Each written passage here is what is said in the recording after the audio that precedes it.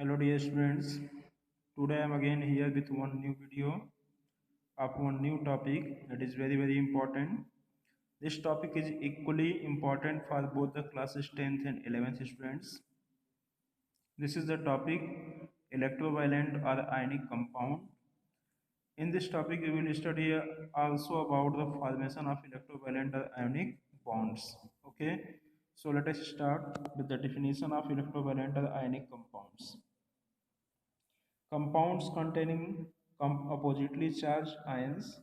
Compounds containing oppositely charged ions which are held by electrostatic force of attraction are called ionic or electrovalent compounds. So those compounds in which oppositely charged ions are there and number of charges are equal in magnitude but opposite, and they are held by a special type of force that is called electrostatic force of attraction are called ionic or electrovalent compounds. So ionic or electrovalent compounds are formed by oppositely charged ions. They are equal in number, means equal number of charges are there. As many positive charges there, that many negative charge must be there. And a force of attraction which work between the ions is called electrostatic force of attraction. Okay. Now, ionic or electrovalent bonds. The bond formed by complete transfer of one or more electrons, maybe one electron, maybe more than one electron, from valence shell of one atom to another is called an ionic or electrovalent bond. Okay, means when electron of one atom is transferred to another atom, for what completely it is transferred, for what to complete the octet is called ionic or electrovalent bond. Okay, but why it happens? Why do elements form chemical bond? What is the need why elements form chemical bond? So its reason is very easy. All the elements have tendency to complete their stability, to get their stability by forming duplet or octet.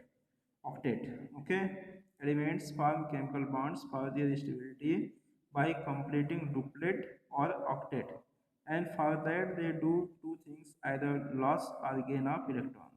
So any element can form duplet or octet. In case of duplet, limit is there, only these smaller elements, lighter elements, they are the hydrogen, helium, lithium, they form duplet by completing two electrons in their outermost shell. Rest of the elements form octet by completed 8 electron in their outermost shell. For that they can do both, either loss of electron or gain of electron. Okay, now, what is octet rule? So this rule was proposed by Kosel and Lewis. Scientist name is this Kosel, K-O-S-E-L, and Lewis, L-E-W-I-S. So this concept was proposed by Kosel and Lewis. And what is this concept? According to this concept, atoms combine to achieve nearest noble or inert gas.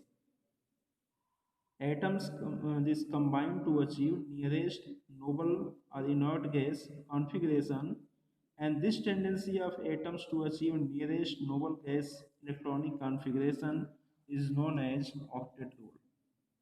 Means every atom, every element has a tendency to complete its stability either by forming two electrons, that is the duplet, or by forming 8 electrons in their outermost shell, that is called octet. So before explaining anything else, it is compulsory to tell you, let you know what are noble gas or inert gases. In the 18th group of the periodic table, at the end of the periodic table, there is one vertical column that is called noble gas or inert gas group. Okay. In this noble gas or inert gas group, there are 6 elements.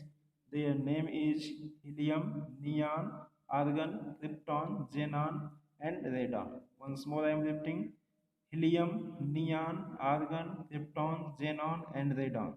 They are the 6 elements which are placed in the 18th group of the periodic table. They are called noble gas or inert gas or zeroth group elements. Why? Because they have complete duplet and octet. So therefore they never participate in any chemical reaction because they neither lose or neither gain electron, means they cannot lose or cannot gain electron in their outermost shell. Clear? So therefore they are called noble gas or inert gas. And every element of rest 17th group, means 1 to 17 group, have tendency to complete their outermost shell just like atoms of noble gas or inert gas group. Clear? So for that they can do only three these possibilities are there. They can lose electron, they can gain electron, and they can share electron. But here we are, since we are studying about the electrovalent or ionic compounds, so this sharing is not possible, because sharing is possible only in covalent bond formation. So here loss and or gain is only possible. Clear? So ionic bonds or electrovalent bonds are formed by the loss or gain of electrons from the outermost shell to complete their duplet or octet, and that duplet or octet is found for their stability. Okay, so now you can see the formation of this ionic bond or electrovalent bond involve only three steps. That steps are formation of cation, second one is the formation of anion, and third one is the formation of compound. But this formation of cations and formation of anions purpose is same. That is to complete the octet. Means they form anion, they form cation only for one purpose. That is to complete the octet.